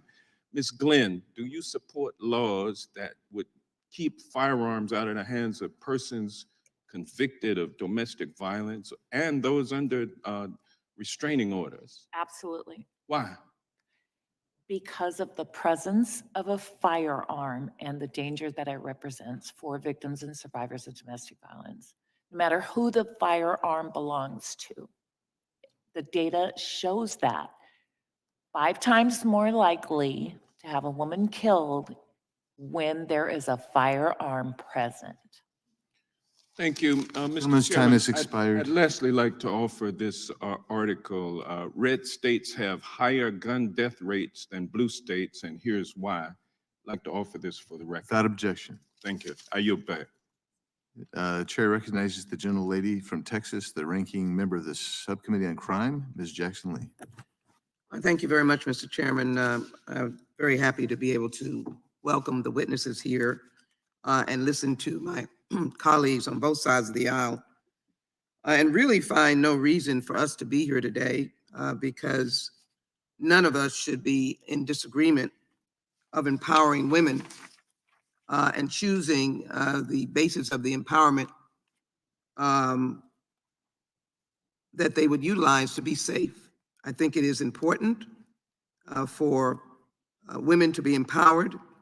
We need to respect the individual rights while also addressing the urgent need for responsible regulation, a concept that is very clear prior to the politicization of the Supreme Court of the United States. We can do both. For obvious reasons, I've been a strong proponent of women's empowerment. And if there are women who feel empowered by responsible, safe firearm ownership, that is certainly their prerogative, and I respect their decision. On the other hand, women who have a different perspective should also be safe with the kinds of gun laws that will provide them safety, common sense gun laws. And certainly in a domestic violence situation, their abusers should not have a gun to be able to use against them. I can never talk about this issue without mentioning Sergeant Preston in Houston, Texas, who enforces in his life, he is now deceased, that the domestic violence calls are some of the most dangerous calls that are ever made. And he lost his life protecting a mother and son. They lived, but he died answering a domestic violence call. And I always want to pay tribute to Sergeant Preston. I also want to put into the record, Mr. Chairman, before amicus brief led by the House Gun Violence Prevention Task Force, signed by 151 representatives and 18 senators, filed in U.S. versus Rabini, and just take one quote that I think is important. The only difference between a battered woman and a dead woman is the presence of a gun. So we know Without that. objection. I thank you. We know that we have to be safe when we talk about gun use. And let me put into the record as well some statistics that are important as I begin to ask my questions. Just having access to a firearm makes an abuser 5 times more likely to take their partner's life. Over the last decade, gun homicides by intimate partners jumped 58%, and the pandemic was an especially lethal period for abuse victims. Gun homicides involving intimate partners rose a stunning 25% in 2020, compared with the previous year to the highest level in almost 3 decades. And in that year, women accounted for more than 2/3 of the victims shot and killed by intimate partners. In 2021, researchers reported that more than 2/3 of recent mass shootings were involved with perpetrators who killed partners or relatives or had a history of domestic abuse. So we have to find a balance here. And so our first question I want to ask all of you is gun storage a good common ground that we all can support? Storing one's guns. Ms. Solomon? I believe we all can agree that guns should be stored when not in use. Yeah. Ms. Wattrell? But I also believe, I agree with Ms. Solomon, but I also believe they have to be accessible. If I am going to have a firearm in my home. But you believe that storage is good. Thank you. Ms. Glenn? Absolutely. And Ms. Altrans, we know they have to be accessible, but you have children, so do you believe in good storage structure? Storage is only part of the education and training that we would do. But for it our is families. included in it. I appreciate Only part. your response. Let me also indicate that I have a letter from the Jewish Women International. I'd like to ask submitted into the record. Without objection. Okay, and I'd like to also acknowledge the Moms Demand Action for your leadership. And I think what I'd like to conclude on is I believe in empowering women. I believe any hearing that would suggest that any difference between protecting domestic violence victims is untoward and incorrect. I do want to leave a topic that is somewhat related about empowering women, and I have paid tribute to her and acknowledged her, and that is the horrific reproductive rights legislation that we have in Texas that has allowed an innocent mother of 31 years old to actually flee our state to be able to save her life and to be able to have additional children, and that is Kate Cox. So when we talk about empowering women, we need to talk about all issues. Ms. Glenn, I'm very pleased to see your leadership on these issues, but I want to make sure that your leadership is not diminished. You want to train women, but you want to make sure that people know that a gun can be very detrimental. And I guess as I close, so can detrimental reproductive denial that would allow a young woman or force her to flee and to prosecute innocent medical providers who are simply trying to save lives. We should not prosecute anyone for trying to save lives. With that, I yield back. Gentlelady yields back. I recognize myself for 5 minutes. I'll begin first with just two points here. Part of the reason that you have this problem is that you have prosecutors not prosecuting. Woo! I'm here. They're letting people out on DVs, domestic violence, particularly misdemeanor charges, and they let criminals back on the streets. And that's a problem. Hey, I used to be a prosecutor who prosecuted domestic violence cases. I want to go now to the testimony that the written testimony, and Ms. Alcazar, in your opening statement, you said, the reality is that violent criminals, many with evil intent, do exist and are terrorizing us. Today, I want to be part of a respectful, productive dialogue about how we can empower and protect law-abiding gun owners, especially the rising demographic of women. Briefly, can you tell us what you think empowers women now I'm back. who potentially could be victims of domestic violence? Yes, thank you very much for the question. And just to kind of summarize what I had intended to say earlier, it seems like we have a very big problem with the definition of empowerment here, because we keep hearing these ideas that, and I quote, be on screen. We failed to protect them. We protect her, we protect them. It's not about, that's not empowerment. If someone is failing to protect us, it's not their job to give us something or take away something or influence us in that way. To empower us means to allow us, enable us, and affect us in positive ways.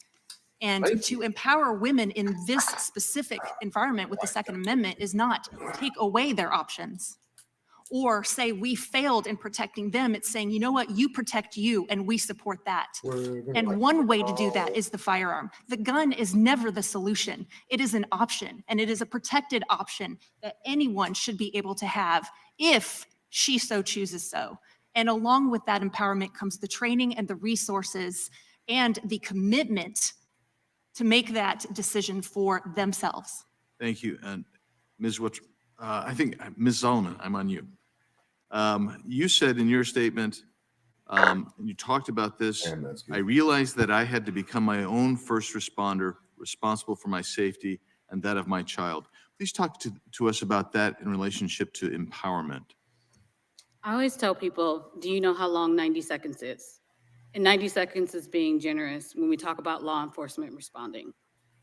And we hear that domestic violence is the most dangerous call. So in those 90 seconds, if you don't have a firearm and you do not want to fight one or two attackers as a woman, that is a very long time.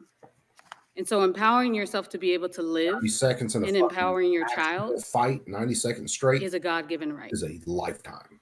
I appreciate that. And you're right, 90 seconds can be like a long time. And quite frankly, where I live, the response time is closer to 12 to 15 minutes.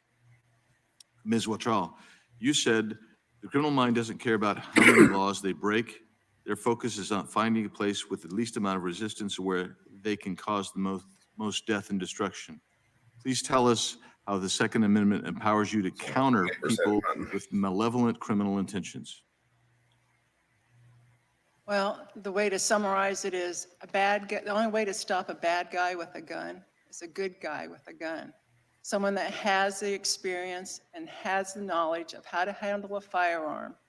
And when these mass killings come up, none of these shootings ever for least resistance because the shooter gets tired there of is shooting. not any law that I think they would ever say, oh, I shouldn't do that because I'm not allowed to have a firearm. They've already made that decision. They've already broken ultimate law and wanting to kill somebody, just like my abuser wanted to kill me. And I would just say, all of you had such compelling stories, all four of you, and very informative. I want to ask one more question to you, Ms. Wachal, because your statement said, we are being targeted and discriminated against politically, financially, and socially. When you said we, who are you referring to? Women of all race, financial status, all women in the country. That's my belief. Thank you. And I'm going to now, the question was asked by one of my colleagues across the aisle, whether the individual who was trying to attack the pregnant lady and her husband, or boyfriend, whoever that family member was he arrested? Yes, he was arrested. He was charged. And I like how Hank Johnson said that shit was fake. Can't believe these videos. And additionally, we need to talk about what the real problem is in red states. Can't believe a whole lot of videos. Blue cities. That's where the real problem is for violence. Anyway. And so I'm going to introduce now a report called the Blue City Murder Problem, and do that without objection. With that, I thank the witnesses again. I thank each of you for being here. Yes, please go.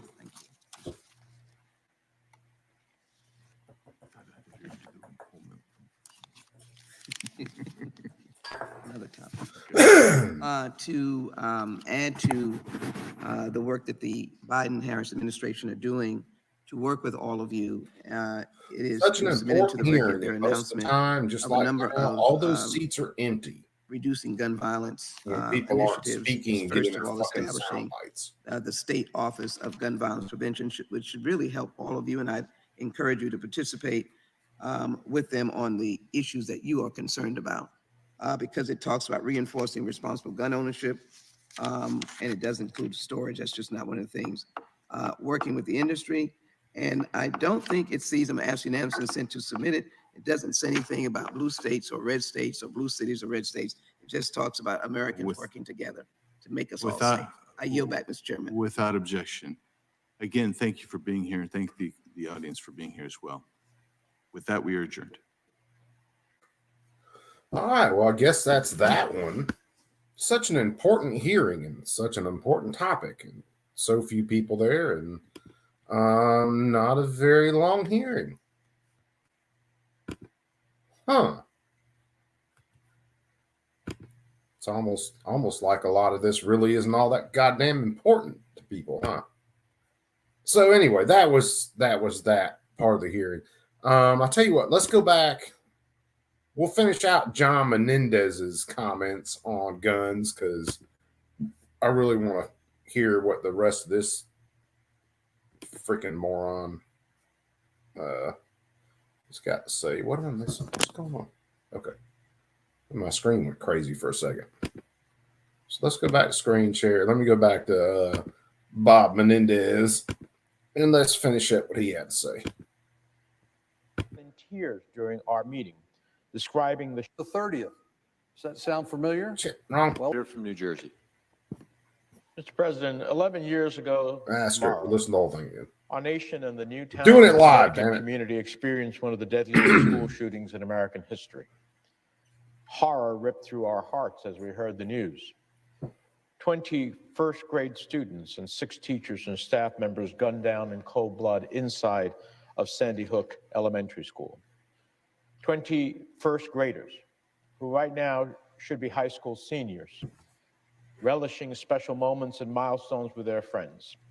They should be finishing their college application, taking their driver's tests, and getting measured for their. It should have been the caps and last gowns. time someone shot Their through the families should windows be watching to get them in flourish as they to a become school to young shoot adults, kids too. But embarking on all the world has to offer. Instead, their lives cruelly cut short. you assholes and will their send family billions to members will Ukraine, never but won't do be shit whole to again. harden schools. Adults who tried desperately Makes to sense. protect their students, albeit in vain, from the Goliath force of an AR-15 style gun. 11 years ago, we grieved with families. Mark that, we cried kids. and we ARs prayed. are now 11 Goliath years ago, we force. said, never, never again would we let this happen. Instead, it has happened again and again, over and over.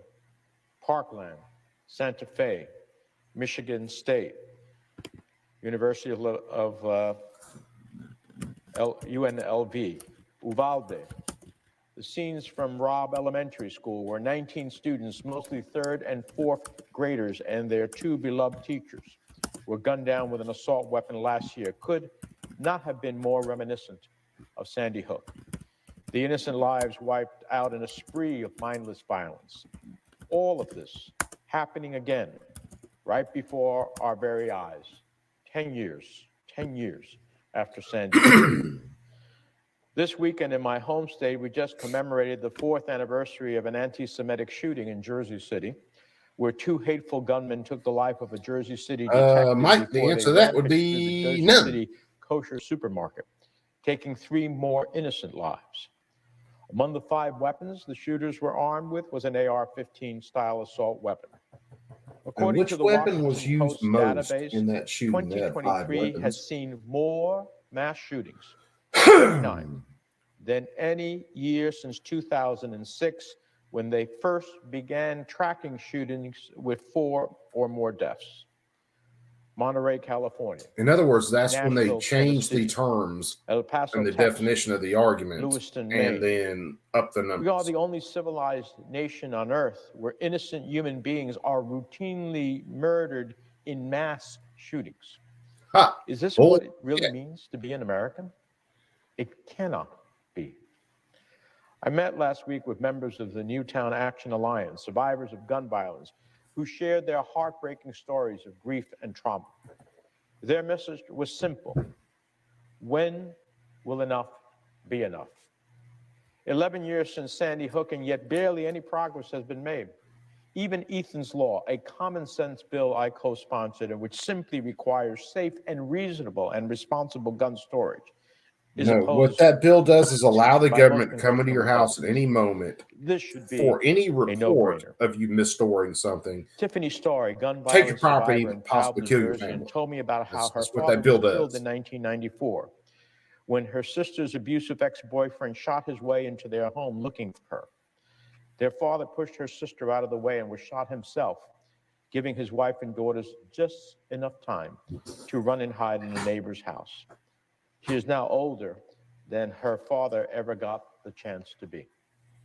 Jackie Haggerty shared how she survived the Sandy Hook Elementary School shooting when she was only 7 years old. Now 18, she continues to bravely share her story and advocate for gun safety legislation. She broke down in tears during our meeting, describing the sheer horror and trauma of seeing her friends and teachers destroyed bodies in the hallways of Sandy Hook. She told me how all she wants for Christmas is to know my two front teeth that she won't get shot. Let me repeat that. A young woman in America is praying she won't get shot. Gangs, which is don't be involved in drugs, for Christmas. And your chances of being Only in shot America do we greatly live like reduce. this. Do we let families and whole communities drown in the grief of mass shootings for the benefit of the gun lobby and the gun industry? Only in America are guns the #1 killer of young people. That's Only in another damn America lie. do we pray, grieve, and move on until the next Uvalde or the next Lewiston. Guns, especially assault weapons equipped with high-capacity magazines, do not belong in our communities. High-capacity magazines, from my Like view, this one, about high-capacity 17 killing, round. not about hunting. They do not belong in our supermarkets and movie theaters, our houses of worship, our restaurants, or on bowling alleys. They don't belong on the streets.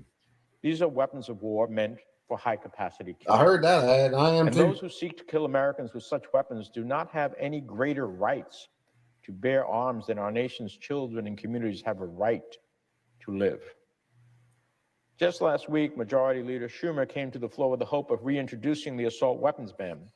He was swiftly blocked by Republicans. Yeah, Senator thank Murphy God. followed by asking for a unanimous consent vote for universal background checks, which also met fuck off. Republican resistance. Now, while I'm proud to have supported the bipartisan Safer Communities Act, which became law last year, and which contained important gun safety measures, we must do more.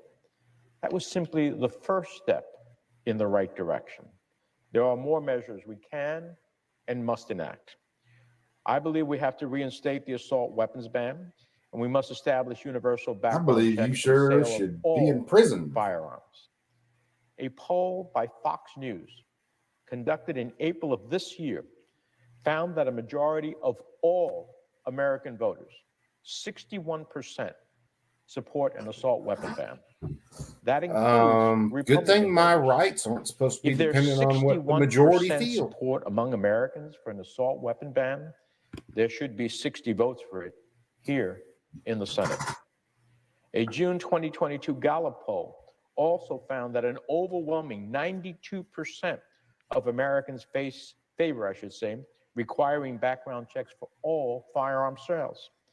With that level of near unanimous support, background checks for all firearm sales should be able to pass out of this chamber by unanimous consent.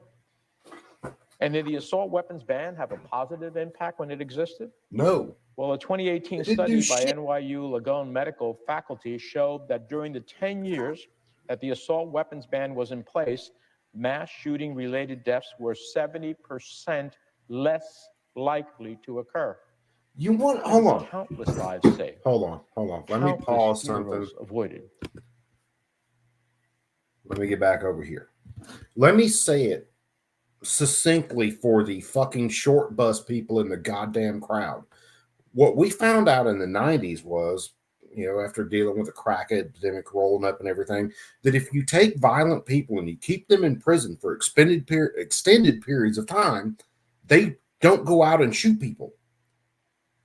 And the mass shootings they're talking about were all gang related. They were all intricately connected to the drug trade, to the crack wars. When we cracked down, no pun intended, on violent criminals, well, then there were less of them there to do things like drive-bys.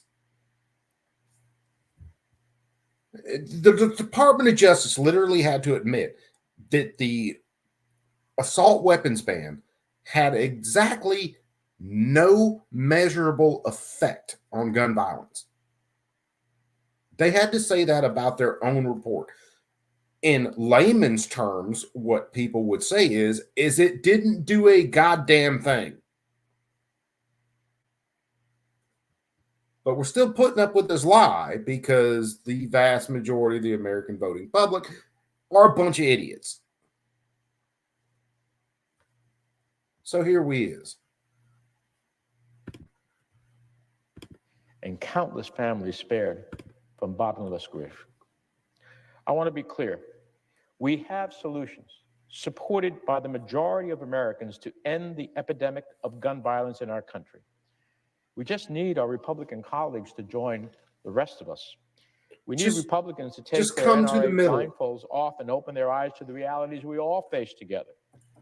After the horrific mass shootings in Lewiston, Maine, Congressman Jared Golden reversed his position and now supports an assault weapon ban. I'm glad that he has seen the light. But it should not take the death of 18 people in a community terrorized for this type of awakening. Every single member of Congress should join Congressman Golden, put politics aside, and put the American people first. We owe it to those no longer with us. We owe it to Jackie Haggerty and the Sandy Hook students and teachers and all gun victim survivors. We owe it to every child and parent in America so that when we say never again, we actually mean it. I'll end with this. How many a few questions from my Republican colleagues? Jewish references? As we head home for the holidays, what will you say to all the families facing an empty seat at their dinner table or one less stocking on the mantle? Why is he doing now? Can you claim to be the pro-life party, the party of public safety, when you put the interests of the gun lobby before the lives and security of your constituents? How can we possibly claim the mantle of the greatest country in the world if we, as elected officials, simply stand by and let mass killings take place day after day after day? Because honestly, these elected officials, they could stop all that. That you will think about each and every one of these victims and their families. Only agreed with them. That you'll come back with renewed purpose and commitment to our most basic mission, which is protecting the innocent lives of our constituents, our neighbors, our loved ones. Let us build upon the bipartisan Safer Communities Act, fully implement universal background checks, pass a national assault weapons ban. Appreciate that the presiding officer has legislation with others to think about how we manufacture these in a way that would create less loss of life. It's an innovative idea, and it's one of many that should be pursued. It would be the greatest gift we could deliver to the American people. During a season of thoughts and prayers, what the American people need, but what they demand, is concrete action. Whether or not we will act will define Congress, and I think indeed American democracy itself, for decades to come. With that, Mr. President, I yield the floor. All right. Senator from Nebraska. Thank you, Mr. President. I'm pretty sure that was about the last thing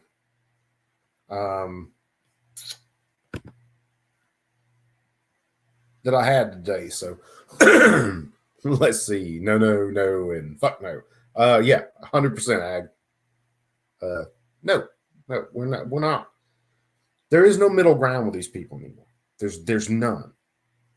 They have proven themselves to be absolute liars and absolutely insane. There is no middle ground with them anymore. Someone comes around to you these days and goes, oh, well, they're not after guns. They're not here to take your guns. You know, no. They're an idiot. People tell you who they are. They really do. If you listen a little bit, they tell you who they are.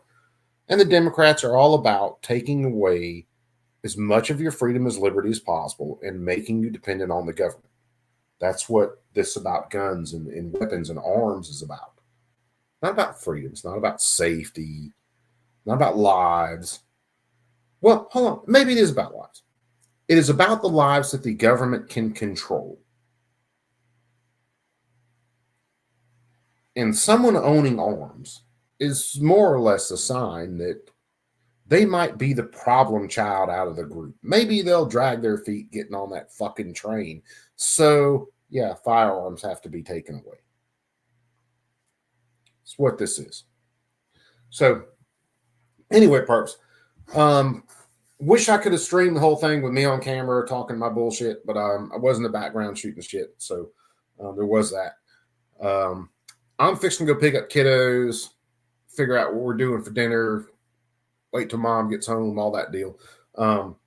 So I'm gonna go ahead and end it here. But anyway, as soon as I can fire another one up, man, I'm gonna fire another one up. I've got content I know I've got to do. I've just got to get to it, and I have really been dragging ass in the last little bit. So sorry. What can I say? I'm old, fat, and slow. But all right, but I am gonna get out of here, man. I gotta go pick up some kiddos and figure out what we're doing for dinner. So anyway, ended as always, you perps be cool.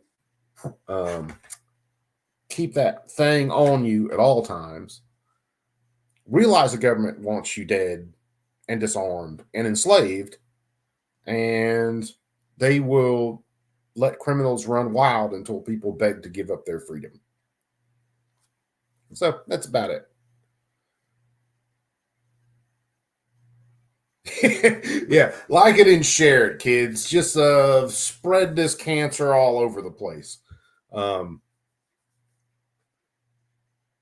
That way more people have to go invest in things like Motrin and Tylenol and maybe liquor.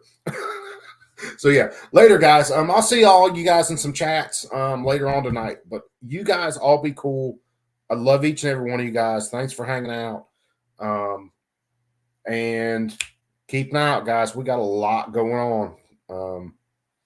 A lot. So anyway, I'm out, guys. Y'all take them easy. You perps be cool.